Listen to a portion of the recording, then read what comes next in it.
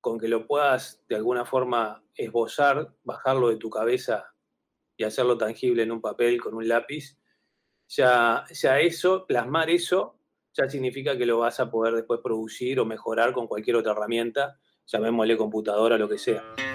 La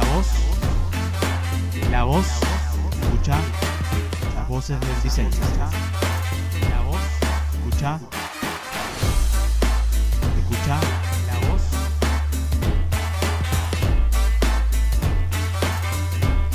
Escucha las voces del diseño. Hola y bienvenidos a Voces del Diseño.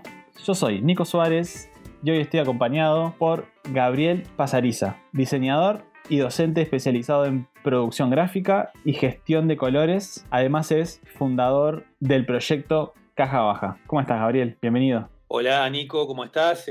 Bueno, antes que nada, muchas gracias por la invitación y bueno, un placer estar acá, poder contar un poquito mi experiencia y bueno, esperando que sirva de aporte también. Antes de empezar, comentarles que estamos en YouTube, en Spotify, en Instagram TV, en Apple Podcast, en Google Podcast, entre otras plataformas de podcast. También se pueden suscribir a la newsletter entrando a imnicosuarez.com/podcast, imnicosuarez.com/podcast. Sin más, comencemos.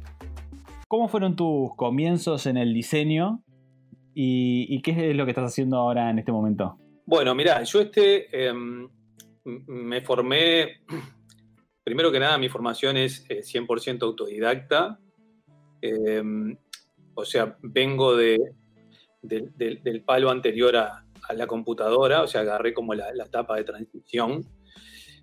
Comencé a trabajar vinculado directamente a la gráfica por allá por el año, te diría que en el año 81, 82, empecé con mis primeros trabajos vinculados directamente a gráfica, que en ese entonces lo que hacía era básicamente trabajo de diseño editorial. Trabajaba para una editorial y bueno, se armaban todo el armado de páginas y diseño de páginas se hacía todo a mano con un recorte y pegue, ¿no? Algo que ahora es difícil de imaginarse, pero estamos hablando que todavía no existía la computadora como herramienta.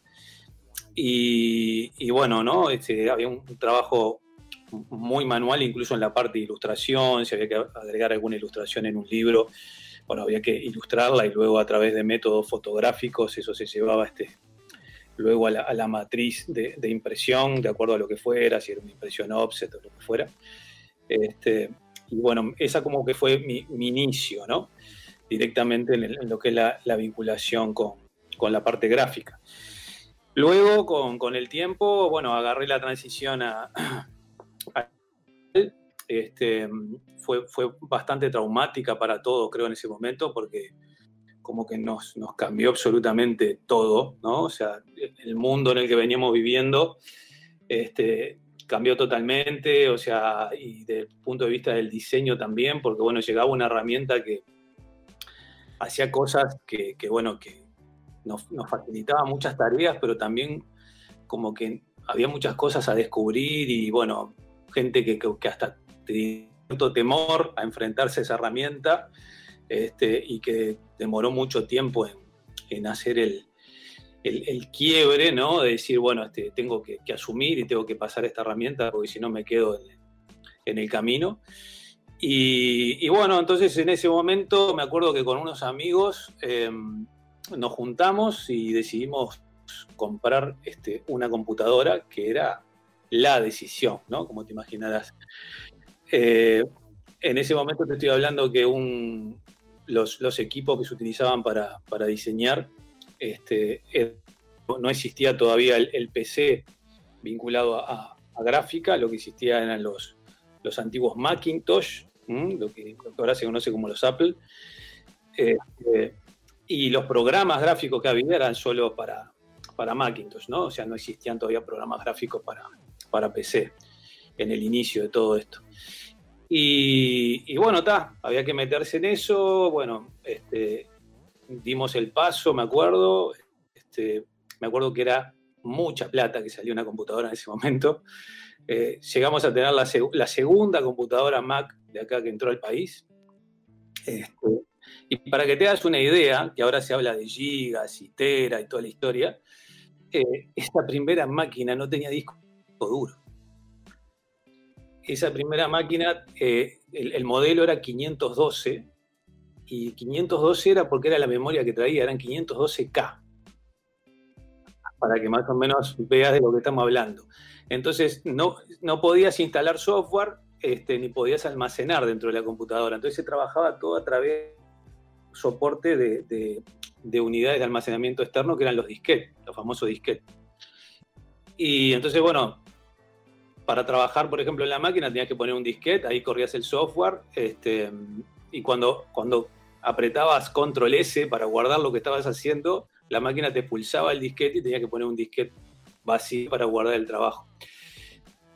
Eso que ahora parece así, algo totalmente prehistórico, en ese momento para nosotros era fantástico, ¿no? El hecho de poder tener, por ejemplo, no sé, un programa como fue el antecesor, por ejemplo, a InDesign, lo que hoy es el programa de Adobe que se utiliza, por ejemplo, para diseño editorial, que era el PageMaker en aquel entonces, que pudiéramos ver páginas, plantillas de páginas y poder tirar texto, ¿no? En una pantalla era fantástico, si te imaginás que veníamos de recortar y pegar, ¿no? Entonces, bueno, agarramos todo eso con todo el trauma que nos generó el cambio totalmente de mentalidad, pero bueno, lo fuimos asumiendo y nos fuimos metiendo en ese mambo con estos amigos, y al poco tiempo habíamos agarrado bastante el hilo de esa nueva herramienta, y realmente nos abrió un camino muy interesante en el mercado, ¿no? Para lo que venía. Así que por ahí fueron más o menos los inicios. Muy interesante, y sobre todo eso que comentaste, ¿no? De, por ejemplo,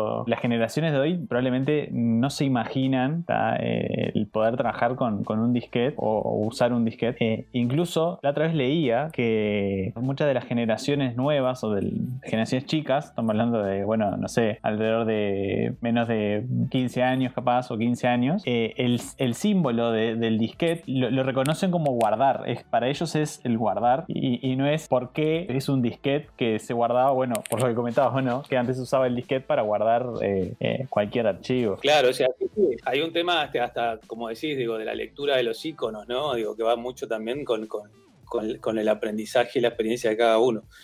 Pero sí, no, tal cual. Por eso digo, yo siempre lo cuento porque a veces digo, hoy por hoy como que los soportes informáticos que tenemos para almacenar son, no sé, podemos guardar de todo, ¿no?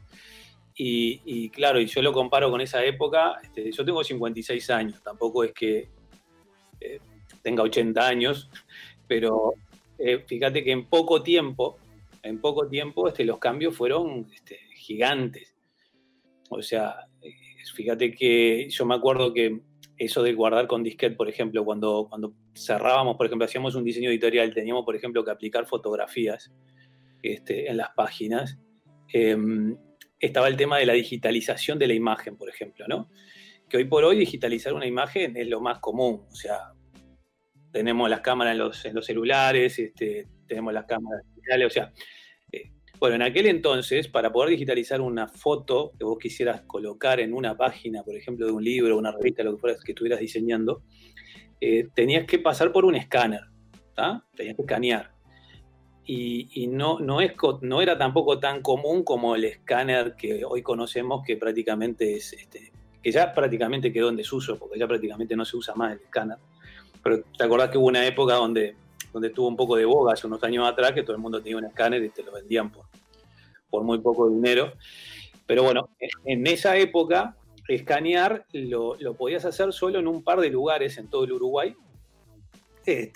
Y eran escáner que eran realmente, en ese momento, maravillas tecnológicas que las empresas que lo tenían habían pagado muchos miles de dólares para poder tener esos aparatos. Eran unos escáneres que se llamaban escáner de tambor rotativos, o sea, no escaneaban en plano, sino que escaneaban en un tambor que se pegaba la foto sobre ese tambor, eso giraba varias revoluciones por minuto, y mientras había un láser ahí que iba haciendo el escaneo. Y yo me acuerdo que escanear, para que te hagas una idea, escanear una foto, no sé, 10x15, una foto en papel fotográfico 10x15, por ahí te salía $70, $80. Imagínate lo que eran los costos, ¿no? Para una revista solo de bajar fotos, por ejemplo, a página, lo que era el costo nomás de digitalización. Entonces, claro, eso hoy por hoy, si no te lo cuentan, es difícil de imaginarse, porque claro, está tan a mano el tema de digitalizar la información, que bueno, evidentemente las nuevas generaciones no, como que les cuesta entender esa parte. Pero bueno, vivimos toda esa movida que a mí realmente en un momento me encandiló bastante, te diré, porque siempre me gustaron mucho los desafíos. Como te digo, mi formación es autodidacta también. Entonces siempre cuando algo me interesaba me metía de lleno para aprenderlo lo mejor que pudiera. Y esto del tema del cambio tecnológico en ese momento me atrajo bastante, al punto que, bueno, me metí muy de lleno, y en determinado momento como que fui dejando un poco para atrás la parte ya más de diseño y me fui metiendo más en la parte más, te diría, tecnológica de los procesos de producción en gráfica. Y bueno, por ejemplo, durante mucho tiempo me dediqué a la digitalización, por ejemplo, y depuración, por ejemplo, de logotipos. Por ejemplo, vos fíjate que antes de la informática, los logos, una empresa que tenía su logotipo, su marca, imprimía con sistemas de impresión por relieve, como por ejemplo el sistema de impresión tipográfico. Entonces, los logotipos que tenían para aplicar en su comunicación impresa eran sellos, ¿no? Eran grabaditos de metal, ¿no? Con diferentes tamaños de acuerdo a donde lo fueran a aplicar. Pero no tenía una versión digital, entonces había que traducir todo eso al lenguaje digital. Entonces durante muchos años trabajé haciendo esa traducción, traduciendo muchos logotipos ya existentes, que en esa traducción los mejoraba, los depuraba, los estilizaba y los llevaba al formato digital. Y te diré que casi 4 o 5 años trabajé de lleno haciendo eso, por ejemplo, con la parte digital. O sea, como que me metí muy de lleno en esa parte de marca, de depurar logos y prepararlos para digital, saliendo de ese soporte físico, ¿no? De la matriz física, imprimiéndolo, digitalizándolo a través de un escaneado y después convertirlo en formato digital. Ahí, por ejemplo, me llevó a tener que aprender por primera vez también, porque era todo nuevo, una herramienta que me permitiera, por ejemplo, dibujar un logo en la pantalla, ¿no? Y ahí, por ejemplo, conocí Adobe Illustrator. Fue el primer programa que manejé de nodos, y seguramente ya ha sido la versión 1.0. No recuerdo ahora exactamente memoria, pero era muy elemental. Pero ya nomás entender lo que era el tema de los nodos y toda la historia ahí, también fue todo muy mágico, ¿no? Ver cómo podías hacer todo el trazado en pantalla. Y claro, después estaba el otro tema, ¿no? Sacar eso, por ejemplo, si querías hacer una prueba impresa, que tampoco fuera tan sencillo, porque las impresoras para lo que se hacían las computadoras llegaron un poquito después. O sea, no llegaron conjuntamente las impresoras con las computadoras. Había mucha gente en un momento que tuvo computadoras, pero no tanta que tuvieran impresoras. Entonces, como que también el tener una impresora digital era un poquito exclusivo. Entonces tenías algunos lugares nomás que te imprimían, entonces vos tenías que ir con tu disquete y ahí imprimir. Eso hacía también que evidentemente los costos, al haber como ciertos monopolios de algunas herramientas, y por ejemplo decir, solamente fulanito y fulanito tiene, por ejemplo, impresoras donde poder imprimir algo, hacía que los costos también fueran bastante altos, ¿no? Pero bueno, ese es un poco el mundo en el que me formé. Sí, está buenísimo eso, porque antes tener una impresora de repente era carísimo. Probablemente ya cuando yo tuve una impresora, que igual eran súper caras, porque más allá del costo de comprar una impresora, también era el mantenimiento, ¿no? Que no era barato tener los cartuchos y todo eso, y que eso estamos hablando de algo familiar, pero imagínate a nivel más de trabajo así. No, sí, ya pensando, por ejemplo, en equipo un poquito más profesional, era muy, muy caro, realmente era muy costoso como toda tecnología, ¿no? Siempre que hay un cambio tecnológico, viste que, bueno, los primeros años sale muy caro y después, bueno, empieza a bajar. Pero tal cual. Yo siempre cuento que esa computadora que compramos, te digo que era un Macintosh 512, eso fue, ya te digo, más o menos por ahí, por el año 84, 85. Yo tenía dinero ahorrado para comprar un auto usado, para que te das una idea, y tuve que poner todo ese dinero más otro dinero que pusieron otros amigos que estábamos en el grupo ahí, que estábamos armando el equipo, para poder llegar a comprar esa máquina. Era una cosa así como... Pero sabíamos que esa máquina, bueno, era lo que venía de última y lo que iba a dar también un poco nos iba a ayudar también como a posicionarnos un poco en ese cambio tecnológico, ¿no?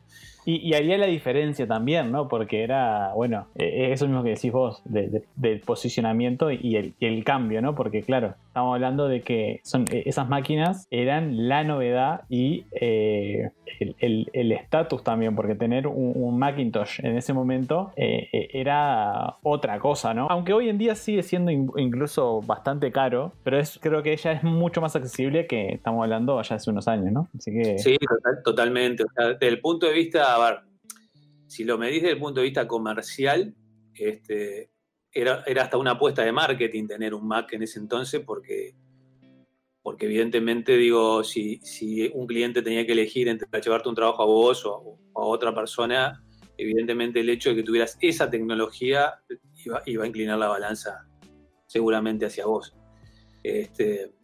Eso evidentemente lo evaluamos ante la inversión que íbamos a hacer, que ya te digo, no era menor.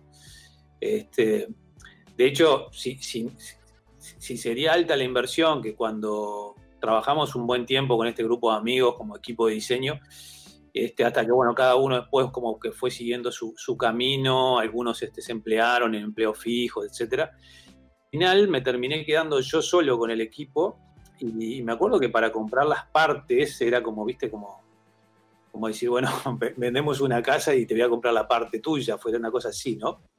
De lo que salió el equipo, sí, me acuerdo que tuve que juntar bastante dinero, pero bueno, era la herramienta de trabajo y aposté a quedarme con ella.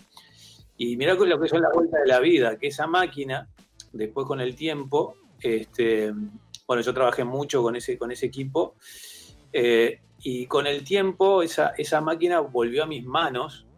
Hará cuestión de ponerle unos, capaz que 7, 8 años atrás, ya como objeto en realidad de colección, ¿no?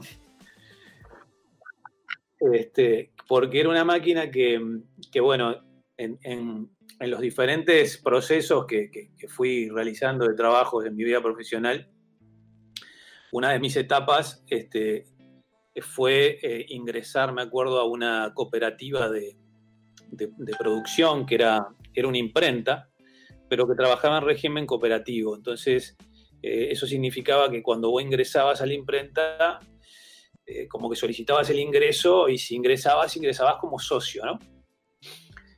Y mi aporte de capital fue esa máquina, para que te hagas una idea. Y bueno, después con el tiempo yo me fui de ahí, seguí mi vida, viste, por otros lados.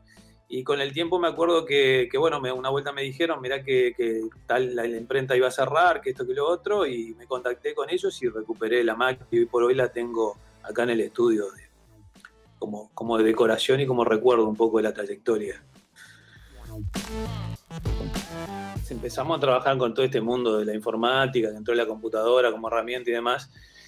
Claro, se empezaron a dar muchas cosas, ¿no? En todo lo que fue el ambiente de diseño, porque por un lado, por ejemplo, te aparecía una herramienta que bueno, te agilizaba los tiempos en un montón de aspectos y también te daba un montón de cosas a mano ahí, ¿no? Que rápidamente podías ensayar para los diseños, que abría como también tuvo un campo de experimentación, ¿no? O sea, como que te sacaba como de todo ese ambiente análogo, que todos los procesos eran tan largos, tan lentos, que hacer algo, lo que fuera, bueno, y que no existía, bueno, una cosa importantísima, no existía la vuelta atrás, ¿no? O sea, en los procesos manuales, si vos tomabas un camino, lo tenías que planificar muy bien, porque volver atrás significaba hacer todo de cero de vuelta. Entonces la máquina esta ya te daba la posibilidad incluso de que pudieras tener una vuelta atrás, o sea que era más fácil borrar y rehacer, o sea como que todo cambiaba, ¿no? O sea, cómo te enfrentabas vos a la hoja en blanco para empezar a diseñar algo. Entonces generó como que también, creo que ahí fue también un poco por lo que a nivel mundial se dio, como acordate que eso fue, estamos hablando mediados finales del rumbo a los 90, ¿no? Finales de los 80 rumbo a los 90, que bueno, fue toda la estética también que surgió en el diseño de ese momento, ¿viste? Del diseño grunge y todo lo que tenía que ver con la experimentación ya de romper de repente las estructuras que venía, por ejemplo, de la escuela suiza, ¿no? De tipología, por ejemplo, sans serif, como que todos los diseños muy articulados en grilla, bueno, como que llegó la computadora y como que todo el mundo salió a romper estructuras, ¿no? O sea, como que te daba eso de empezar a experimentar. Y bueno, y pasó con la tipografía, ¿no? Empezaron a salir tipografías muy diferentes a lo que se venía trabajando en ese momento. Entonces creo que generó también, fue parte, ¿no? El hecho también del advenimiento de esta herramienta fue parte también de un cambio a nivel mundial de la estética, el camino de estética que iba tomando el diseño también, ¿no? Tal cual, tal cual. Hace un tiempo estaba leyendo el libro de Steve Jobs, que habla mucho de la creación de las primeras Macintosh, y él veía todo ese futuro y toda esa evolución y todo el proceso ese de creación de una máquina que no era solo una máquina, sino que era una herramienta, en el caso que terminó siendo para ustedes también, pero también pensada para diseño, ¿no? O sea, como diseñada para diseñar también, que en ese momento era algo explosión total a nivel de tecnología y la novedad y la innovación, creo que de punta, ¿no? En ese momento. Sí, era un pensamiento muy innovador y una cabeza muy, a ver, que bueno, costó también, ¿no? Entender eso durante un tiempito, ¿no? Por eso te decía, no todo el mundo se adaptó al cambio.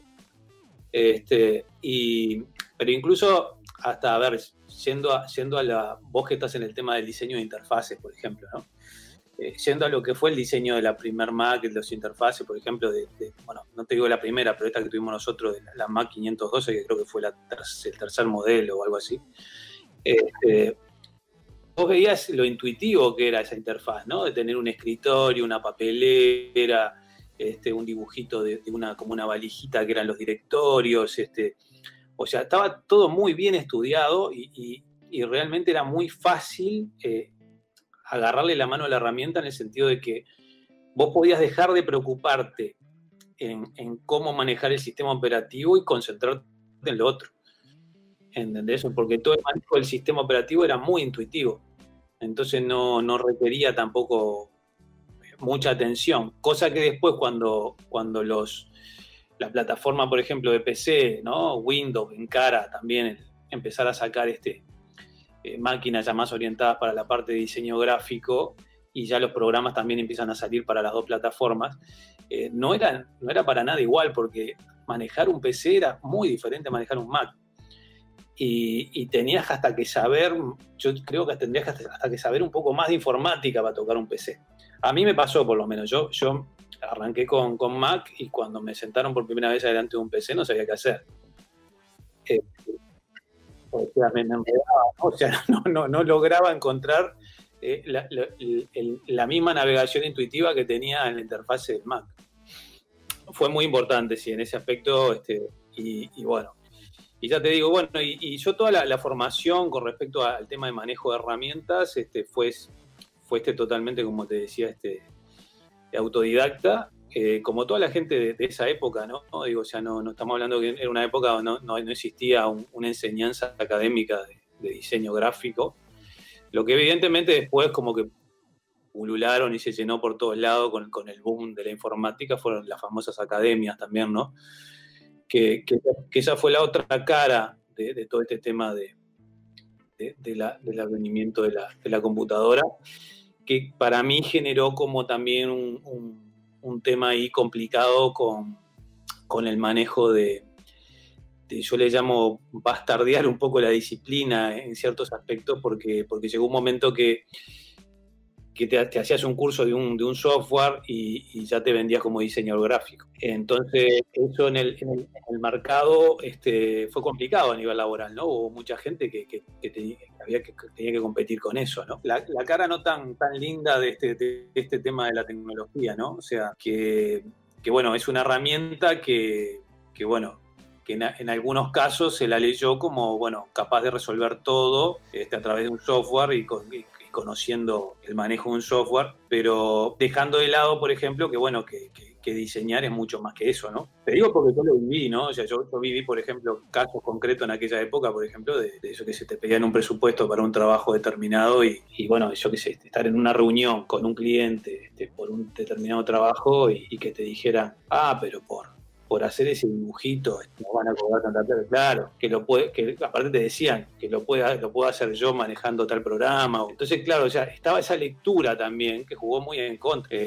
Y bueno, y que te digo que hoy por hoy no es tan evidente, pero sigue pasando en parte, ¿no? De repente capaz que no es tan evidente. Yo creo que el que no es diseñador no puede entender realmente el trabajo que hay atrás del diseño. Y siempre hablamos acá, sobre todo acá en el podcast, siempre se comenta que uno piensa que diseñar es hacer un dibujito en un papel y ya está, pero no se imaginan que de repente cuando estás comprando un mueble, cuando estás viendo una televisión, cuando estás usando la cocina, hubo un diseñador atrás que pensó cómo se iba a ver eso y eso es diseño y uno, el que no habla, no es diseñador o no está metido en esto, piensan que de repente es hacer un dibujito y ya está, y tomar el logo, te lo hice en 5 minutos. Claro, lo que no piensan que para llegar a ese dibujito hubo de repente muchas horas de investigación atrás, ¿no?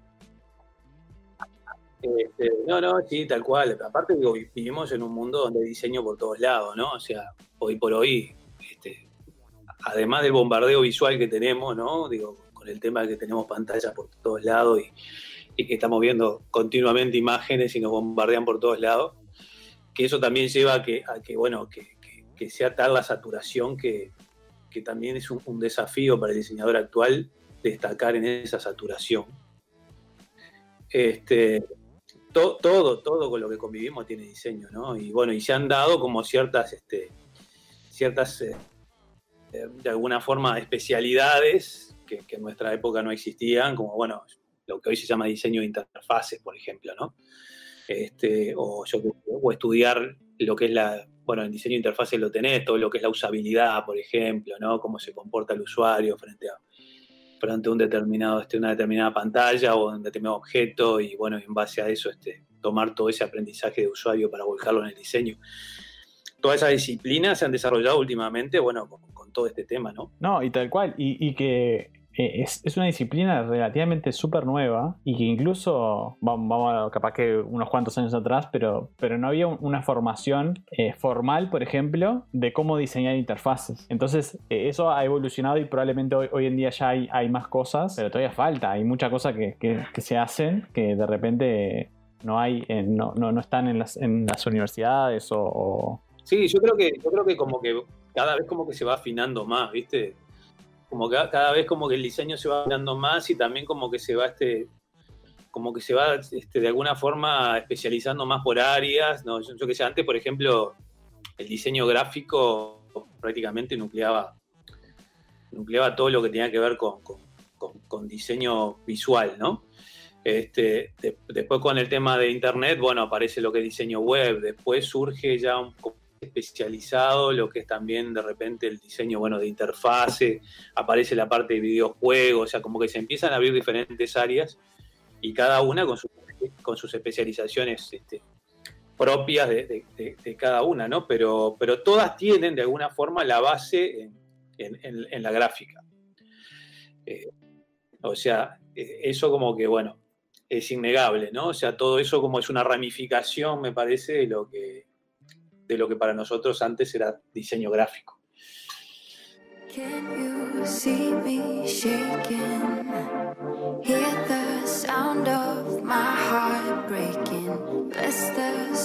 Fundaste bueno, el proyecto Caja Baja ¿Cuál fue tu motivación para el proyecto? Bueno, mira, eso fue como, primero que nada, fue como tengo ganas de sacarme un gusto con algo, ¿viste? Y bueno, era algo que me gustó siempre y lo terminé haciendo, pero en realidad creo que fue también fue como un poco una respuesta, creo que me saturé un poco de lo digital, ¿no? Creo que llegué a un punto donde como que sufrí una saturación. Entonces, por lo que te decía, yo como que de a poco me fui metiendo cada vez más en la parte tecnológica, al punto que en mi carrera profesional, como te decía, arranqué diseñando libros, pero también diseñé, yo qué sé, ponerle folletería publicitaria, diseñé avisos de prensa, diseñé afiches, pero también, por ejemplo, incursioné, aunque no lo creas, en diseño de interfaz. Hace unos cuantos años atrás, cuando recién arrancaba Capaz que vos escuchaste hablar de un programita que se llamaba Flash, que murió hace un tiempito atrás. Bueno, yo agarré toda la movida esa de Flash y me copó aprenderlo, me metí a aprenderlo y empecé a hacer animaciones con Flash y me metí un poco también en la parte de web en ese momento, en las primeras páginas web cuando empezaban a aparecer con Flash. Y era una locura, ¿no? Poder animar gráficos con eso, no sé, a mí también como que me fascinó. Pero por eso que te decía que soy un tipo bastante curioso y cuando me pica algo así me meto y le saco el jugo hasta el final, ¿no? Y también lo aprendí autodidacta, me acuerdo que me compraba libros, me aprendí el ActionScript, que era el software, el programa con el lenguaje de programación que utilizaba Flash. Después entró a complicar porque ya fue un lenguaje de programación que ya era como más orientado a objetos y ya como que ya dije, no, ya esto me superó. ¿Viste? Porque también como que programar no era lo mío, pero bueno, y me metí en ese tema y llegué a hacerle, me acuerdo, un prototipo a IBM Uruguay de las primeras interfaces de lo que iban a ser lo que hoy ya tenemos por todos lados, que eran los kioscos de autoconsulta, como los cajeros automáticos, toda esa historia. Los locos querían hacer una interfase de prueba para presentar los primeros kioscos, me acuerdo. Y me hice un invento ahí con un diseño de interfase hecho en Flash que lo conecté a través del lenguaje de programación PHP, no sé si lo ubicás. Lo conecté con base de datos y con eso armamos una demo y funcionó bárbaro. Y para hacer esa interfase me puse a estudiar un poco también de lo que había en aquel entonces, de lo que podía llamarse un poco usabilidad y todo eso, ¿no? Que bueno, me acuerdo que me había leído los libros de este hombre de Jakob Nielsen, no sé si te suena. Bueno, entonces como que llegué hasta ese punto, ¿no? O sea, como que transité muchas áreas, la parte gráfica, la parte de tinta, también me metí en ese mundo del diseño de interfaces.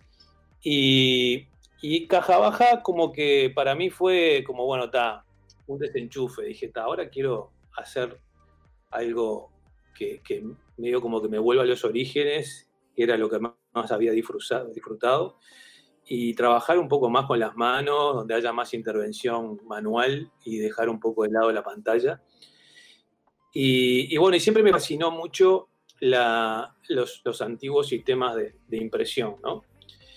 Puntualmente el sistema de impresión tipográfica, la impresión con tipos móviles, como bueno, la creó en su momento Gutenberg.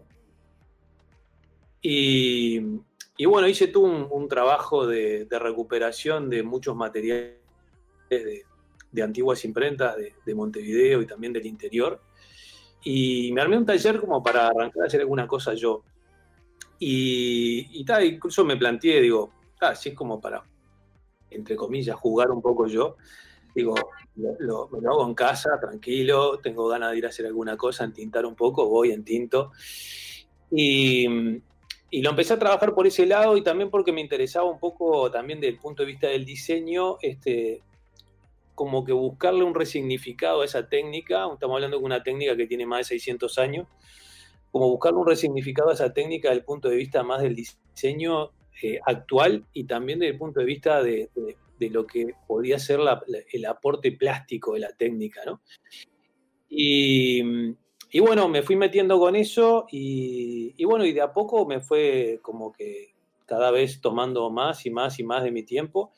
Y prácticamente hoy estoy casi, te diría, entre las clases que dicto en ORT, que bueno, y lo que las horas que me lleva el taller, prácticamente a lo que estoy dedicado casi a full. Y bueno, y sigo en eso, ¿no?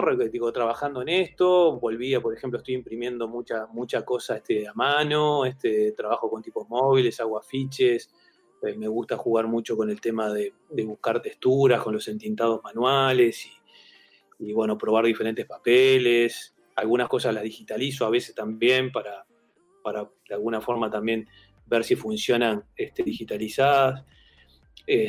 Y como que me conecta bastante a tierra. Yo como que, a ver, lo que me parece que estoy haciendo con esto, de alguna forma, es como volviendo a humanizar, de alguna forma, la parte del oficio, ¿no? O sea, creo que me sentí como que en un momento la computadora, como que, viste, me había sacado totalmente del mundo terrenal. Y esto de volver a estas técnicas, como que, no sé, me siento mucho más cómodo por hoy. Sí, claro, o sea, a ver, el taller al principio, como te decía, empezó como una búsqueda y experimentación y sacarme un gusto de algo que tenía ganas de hacer y bueno, empezó por ahí. Al tiempo, en ningún momento lo vi con posibilidades, ni siquiera de que fuera algo rentable desde el punto de vista comercial. Pero al tiempo se fue dando, por ejemplo, de que me pidieron, por ejemplo, de hacer talleres, actividades, donde, bueno, evidentemente gente que no vivió y que no conoce esta técnica, le interesaba probarla y hacer pruebas. Y bueno, y de a poquito como que la gente se fue copando con esto. Y me acuerdo que el primer año, el taller lo tengo abierto al público desde el 2013. Y me acuerdo que el primer año, creo que todos los fines de semana estaba lleno el taller de gente haciendo impresiones. O sea, fue como así como un boom, porque claro, todas las generaciones nuevas que estaban haciendo diseño, como que les llamó mucho la atención de conocer la técnica desde los orígenes, ¿no? Eso está bueno también. Y además, cuando imprimís algo a mano y agarrás un tipo móvil y lo tenés en la mano y mirás la letra, ¿no? Después como que te ayuda también a entender mejor cuando te sentás en una computadora y estás seleccionando una tipografía, por ejemplo, en un software. O sea, creo que el hecho de poder ver cómo nació todo te hace también enfrentarte después a la herramienta digital de otra forma. Y bueno, y hoy por hoy te diré que ya no es un hobby, lo sigo disfrutando, pero por suerte tiene como ciertas salidas comerciales que también me permiten como que sustentarlo también el taller. Sobre todo con todo lo que tiene que ver con, por ejemplo, impresiones de edición limitada, libros de artistas. Bueno, desde el 2017 estoy editando, que no sé si sabías, un calendario que sale, bueno, sale con 12 láminas independientes que son ilustradas todas por ilustradores uruguayos y se imprime enteramente manual. Las láminas se hacen a través de grabado o se hacen a través de serigrafía. Y la parte tipográfica del calendario, por lo general, vengo eligiendo una tipografía de diseño uruguayo y la bajo a una matriz física para imprimirla. O sea, como que estoy bajando de lo digital a lo análogo, la tipografía, para imprimirla a la antigua, digamos. Y este año cumplió 5 años el calendario y hicimos una muestra en el Museo Zorrilla que terminó hace un par de semanas, con las 60 láminas conmemorando los 5 años ya de salida del calendario. Una de las cosas del porqué del calendario es que bueno, cuando a los años de tener el taller acá, venía dándome vuelta en la cabeza la idea de tener una sacar una pieza impresa que fuera una edición limitada, que se pudiera ver a través de esa pieza las técnicas un poco recuperadas acá en el taller, ¿no? Y me pareció que estaba bueno que la pieza fuera justamente una gráfica que tuviera como también su tiempo, ¿no? Como que viviera un tiempo y que permitiera que al siguiente año pudiera renacer con otros contenidos. Entonces me pareció que la figura del calendario era ideal, porque además el calendario, en una época, fue una pieza que, bueno, por todos lados te daban las empresas calendarios, era raro que en una entrada a un lugar y no hubiera un calendario colgado en una pared. Con el tiempo, evidentemente, otros soportes hicieron que esa pieza, desde el punto de vista de comunicación y punto de vista publicitario, se volviera obsoleta y murió. Entonces me pareció bueno rescatarla. Entonces cuando con el 2017 elegí hacer un calendario, dije, bueno, y ya que estoy, me encantaría que el calendario estuviera ilustrado por artistas nacionales. Entonces empecé a convocar artistas, ilustradores, diseñadores, artistas gráficos, y la respuesta fue increíble, todo el mundo se copó. Aparte estamos hablando que es una pieza que sale, te diría que al costo, ¿no? O sea, prácticamente se cubre los costos de producirla con lo que es la preventa. Son solo 100 ejemplares que saco. Por eso te decía, es una edición súper limitada. Pero hacer 100 ejemplares, fíjate que son 12 láminas y cada lámina tiene una ilustración y tiene la parte tipográfica. Y cada una de las láminas requiere, por ejemplo, para la ilustración 2 tintas, para la parte tipográfica otra, o sea que son 3 tintas en cada lámina. Si lo multiplicás eso por 12 y por 100 es un montón para hacerlo en forma manual. Entonces, agarré y digo, bueno, empecé a trabajarlo por ahí y la parte tipográfica me gustaba también, que ya que estaba trabajando con artistas nacionales, ver un poco de ir mostrando también lo que estaba pasando en el mundo del diseño tipográfico acá en Uruguay. Entonces empecé a invitar a diferentes diseñadores que tenían tipografías diseñadas acá y bueno, esos archivos digitales de tipografía los bajé a matriz física. Me acuerdo que el primero de todos fue el más complejo, el del 2017, porque me tomé el trabajo de hacer número a número los caracteres móviles en madera, me acuerdo. Y realmente fue un trabajo importante y ya dije, no, para el 2018 no lo vuelvo a hacer, porque para sacar el calendario voy a precisar 2 años para trabajar con esto nomás. Entonces, agarré y tomé un camino más corto que fue, en vez de hacer letra a letra o carácter por carácter, saqué un bloque de madera entero con todo el bloque numérico, ¿no? Y eso lo hice con un corte láser, y funcionó perfecto. Y de ahí en más seguí por ese lado, y bueno, y de esa forma también como que facilité un poco el proceso. Porque ya te digo, a mí sacar este calendario prácticamente me lleva, entre lo que es planificación y producción, se me van 6 meses. O sea, ya estoy trabajando en el 2022. O sea, ahora, por ejemplo, hice una convocatoria a ilustradores y, bueno, hay ilustradores que están invitados también, que ya están trabajando en ilustraciones para el 2022. Y ahora para la parte tipográfica tengo una convocatoria para que también los diseñadores que tengan tipografías diseñadas, por más que no estén 100% completas, pero que puedan funcionar a nivel de impresión, las presenten a la convocatoria. Bueno, armé un jurado con colegas internacionales que trabajarían en la selección de la tipografía. Y bueno, estoy metido en eso. Y toda esa planificación me lleva tiempo y tiempo. Pero bueno, es un trabajo que me gusta y además como que lo disfruto bastante hacer.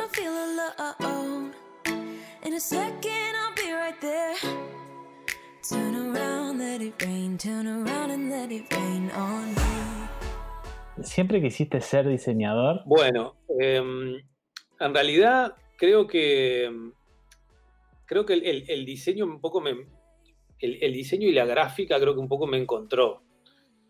No, creo que no fue algo que lo hubiera lo tuviera en mi cabeza si quiero ser diseñador o quiero dedicarme a la gráfica. Sí, siempre me gustó mucho el tema del dibujo, era de esos gurises de niño que se sentaban con un cuaderno y lo ilustraban todo de la primera hoja a la última y después seguían con la tapa. Me encantaba eso. De hecho, tenía un amigo, me acuerdo, en la escuela que dibujaba muy bien, muy bien. Que jugábamos a hacer, me acuerdo, cómics ilustrados. Y bueno, nos encantaba hacer eso, contar historias, dibujando y demás. Entonces como que siempre me gustó mucho, siempre tuve mucho vínculo con la parte de la ilustración. Y creo que el diseño un poco me encontró, o sea, porque es el primer trabajo que tuve de diseño ya más orientado a la parte editorial. Fue medio casual, o sea, me surgió ese trabajo, lo empecé a hacer, me empezó a gustar y bueno, y cuando quise acordar, ya estaba metido en ese mundo, ¿no? Pero no fue nada planificado, no es algo que diga, bueno, siempre pensé que quería ser diseñador o dedicarme a la parte de gráfica. Por eso te digo, creo que un poco me encontró en el camino.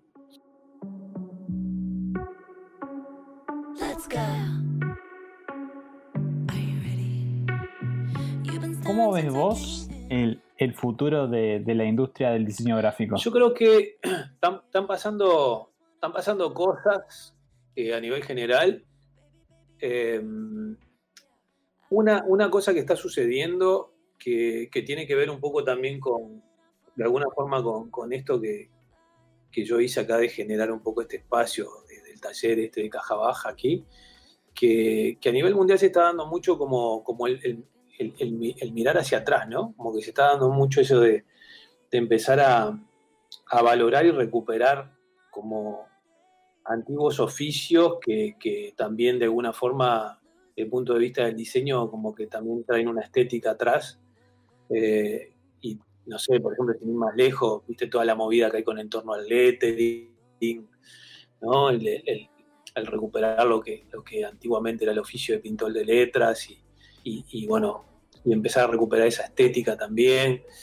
Creo que hay mucho de eso y que bueno, que en este momento, en la actualidad, como que se está viendo bastante reflejado en los diseños, tal vez un poco te diría que capaz que hasta por moda, porque bueno, es la tendencia del momento. Pero creo que hay mucha gente que se encuentra un poco, creo que en el punto de lo que yo te decía, por lo menos a nivel de lo que es diseño gráfico, como que quieren escapar un poquito o humanizar un poco más el diseño, volver un poco más a las formas orgánicas, salir un poco de la perfección en la que estamos viviendo. Y por eso creo que se está como buscando mucho esos efectos más de que es un trabajo más de ver una textura más orgánica, más imperfecta, salir de la perfección del trazado perfecto.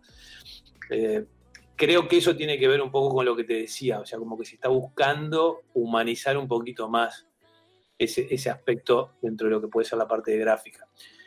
En otras disciplinas, como puede ser, bueno, evidentemente diseño de interfaces, animación, videojuegos, etcétera, etcétera, creo que hay cosas que seguramente dentro de poco tiempo nos van a sorprender, o sea, cosas que ni nos imaginamos que van a salir, ¿no? Porque creo que esto todavía no terminó. O sea, creo que toda esta revolución tecnológica sigue y va a seguir avanzando. El asunto es hasta dónde, ¿no? Pero que creo que va a haber cambios, va a haber. No te puedo decir exactamente qué cosa. Sí tengo claro esto que te decía, de que hay como una recuperación por algunos sectores de lo que son las técnicas un poco más manuales y los oficios más manuales. Pero a nivel tecnológico creo que esto va a seguir avanzando y que evidentemente va a impactar. No sé de qué forma, pero va a haber algún impacto a nivel de diseño seguro.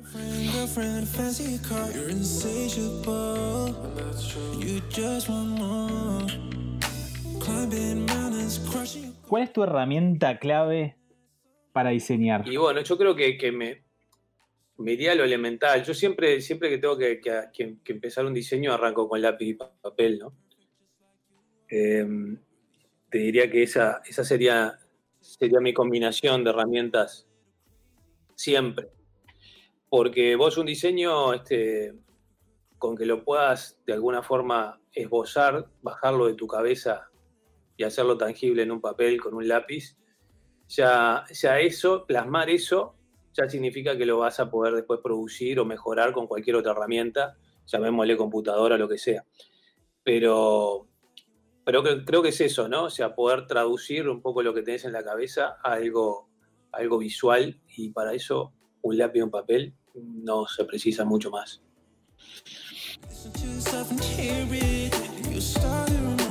¿RGB o CMYK? No, por supuesto que CMYK. Pasé por los dos mundos, ¿no? Y digo, todavía 2x3 convivo con los dos mundos. Pero toda la vida CMYK, totalmente. Yo siempre en bromo y siempre cuento que en esa transición que viví de la época análoga a la digital, cuando empezó a aparecer por primera vez, por lo menos en el entorno de lo que era el mundo de las imprentas, empezó a aparecer la sigla RGB, los impresores no entendían nada, no sabían de qué le estaban hablando, porque claro, para ellos era el mundo de la CMYK, el mundo del color era CMYK. Y me acuerdo que fue todo un tema, que se fuera, ¿no? Que se fuera aprendiendo un poco qué significaba eso, porque es algo que no sé, que tuviera formación de color a través de algún otro ambiente, no, era muy desconocido ese tema del RGB. No te conté, pero yo en el año 98, en 1998, edité un libro acá en Uruguay que hablaba justamente de todo eso, ¿no? De toda esa transición tecnológica que estábamos sufriendo en ese momento, entre lo análogo digital, y hay un capítulo de RGB y CMYK, por ejemplo. ¿Cómo se llama el libro? El libro se llama Manual de Preimpresión Digital, que básicamente era como una traducción de lo que estaba sucediendo en ese momento del mundo análogo a lo digital, y donde, tomé como referencia los programas que utilizábamos en ese momento, ¿no? Para trabajar en las computadoras, y abordaba conceptos como del RGB y el CMYK. Y sabés que ese libro fue cómico, porque ese libro lo saqué porque yo me había metido tanto en toda esa movida tecnológica, de la transición tecnológica de ese momento, que las imprentas me llamaban por teléfono a toda hora a casa, pero mirá que me llamaban de los turnos de la madrugada a veces, para preguntarme problemas que les surgían con esa transición de lo análogo a digital. Y lo más cómico, que era todo de onda, ¿no? O sea, Gabriel, mirá, tenemos este problema, no sabemos cómo resolver tal y tal cosa. Y yo de buena onda, si lo sabía, le comentaba. Pero llegó un momento que me saturó tanto, que un amigo me dice, oye, si haces un libro, y no estaría mal. Y entonces de ahí me entré a mover acá en Plaza a ver quién le podía interesar financiarme un libro de eso, ¿no? Y encontré una editorial en Ciudad Vieja, que creo que ya no debe existir más, que se llamaba Editia, que se dedicaba a sacar justamente todos libros que tenían que ver con temas tecnológicos. Y le planteé la idea, le llevé más o menos el manuscrito, lo que quería hacer, no sé qué, y se tiraron al agua y me lo financiaron, y la verdad que fue en ese momento fue bastante bien la venta y todo, se vendieron un montón de libros. Que yo siempre embromo con que ese libro, de alguna forma, desde el punto de vista académico, para mí fue como el diploma que no tenía, ¿no? En cuanto a lo que puede ser una formación formal de diseño.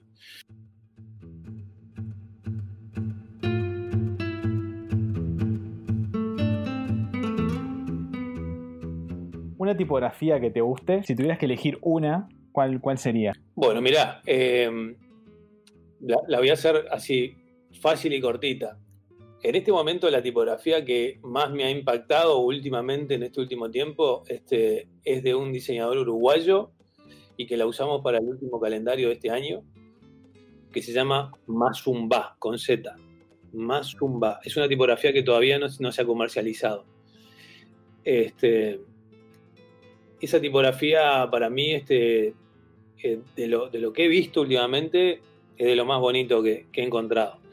El diseñador se llama Matías Di Lorio, es uruguayo y esa tipografía la diseñó como un trabajo de facultad, porque hizo un máster en tipografía en Buenos Aires. Y la verdad que, de lo que he visto últimamente, es lo que más me ha gustado. Para no ir a las clásicas, ¿no? Te digo algo reciente.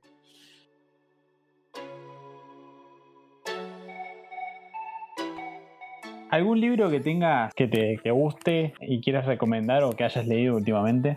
Bueno, yo en cuanto a la lectura, me gusta bastante leer, sobre todo cosas que tengan que ver con filosofía. No soy muy a veces leo alguna novela, alguna cosa de ficción. Me gusta la ciencia ficción. He leído bastante a Isaac Asimov, por ejemplo. Es un autor que sigo mucho.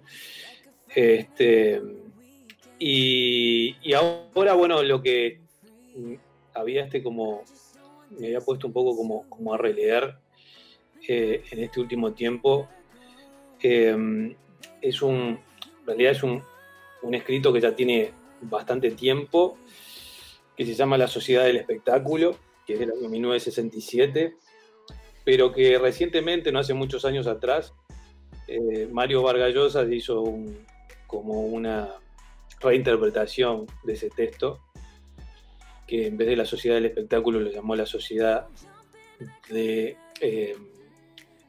vez de La Sociedad del Espectáculo le llamó La Civilización del Espectáculo, y que me parece que está muy bueno porque nos ayuda a pensar un poco en el mundo que estamos viviendo, donde en definitiva como que todo se termina banalizando y transformando en un espectáculo.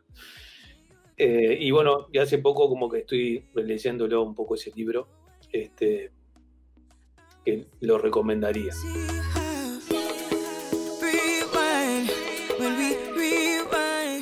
Si tuvieras que darle un consejo a las nuevas generaciones de diseñadores, ¿qué consejo le darías? Y bueno, yo creo que el consejo es que no se queden con lo que aprenden en facultad. Yo como que creo que la formación en diseño y sobre todo en diseño requiere mucha actualización y requiere como estar formándose en forma permanente y que tenga la suficiente apertura de mente como para poder no decirle no a las cosas antes de probarlas, y sobre todo eso, ¿no? O sea, no quedarse, porque yo una de las cosas, por ejemplo, que veo muchas veces en mis clases es que bueno, como que muchas veces los diseñadores jóvenes como que van a buscar una receta, ¿no? A la clase. Entonces, como que, bueno, a ver, ¿cómo se resuelve esto? Y no pasa tanto por ahí como para que le digas, bueno, mira, esto se resuelve siguiendo estos 3 pasos, sino que creo que la cosa pasa por bueno, tomar un poco las clases académicas, sí, para, bueno, aprender todo lo que es el bagaje de conceptos, teoría y demás, pero continuar siempre leyendo, siempre actualizándose, siempre estar un poco con la cabeza abierta, viendo lo que está pasando, además hoy por hoy que tienen como una ventana al mundo con todo lo que es internet muy fácil, cosa que a nosotros, por ejemplo, se nos hacía muy difícil.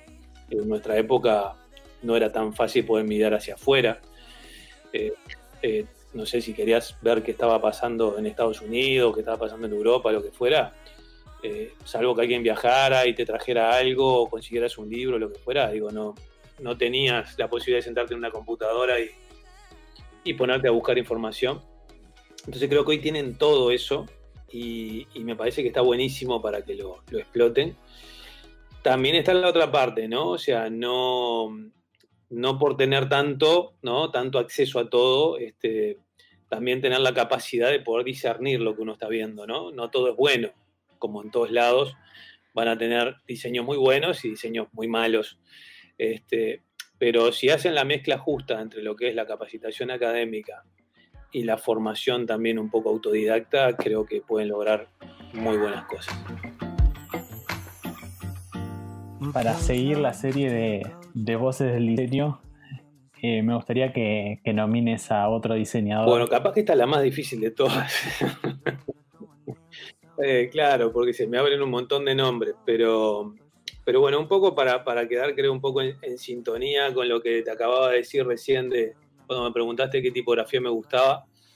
Creo que te recomendaría tener una charla con Matías Dilorio, este diseñador que bueno, es de una generación bastante joven, capaz que más o menos debe tener tu edad, y que bueno, se ha especializado un poco dentro de la rama del diseño tipográfico acá en Uruguay, y que me parece que está bueno para también ver un poco desde ese lado, un poco qué es lo que está pasando en esa especialidad, que es una especialidad bastante específica, ¿no? El diseño de letras. Gabriel, ¿cómo te podemos contactar en redes sociales? Bueno, mira, ahora vamos a decir, el contacto público que tengo hoy por hoy es el taller, que bueno, lo pueden buscar por Instagram, es Caja Baja. Y bueno, y también hay una página web del taller que es cajabaja.com.uy. Esos serían como los dos contactos más directos.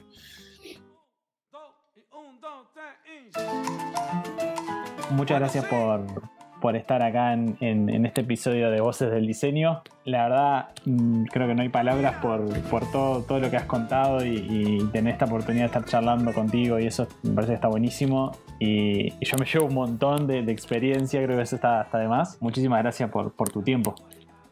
No, gracias a vos, Nico. Y bueno, la verdad que un placer para mí también un poco contar un poco parte de historia de vida, porque en definitiva es eso.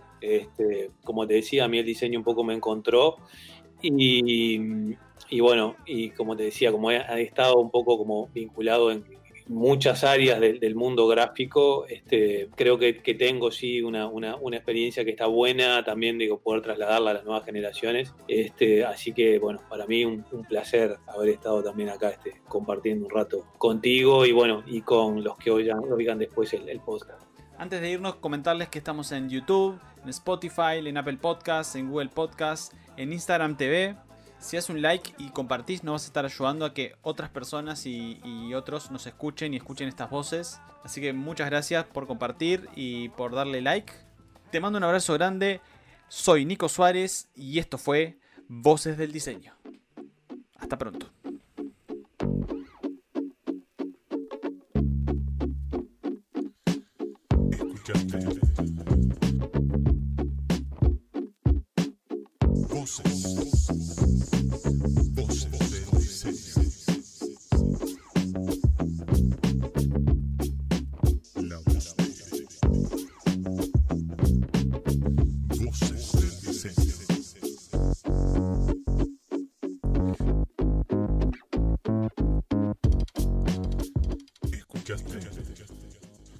Voces del Diseño.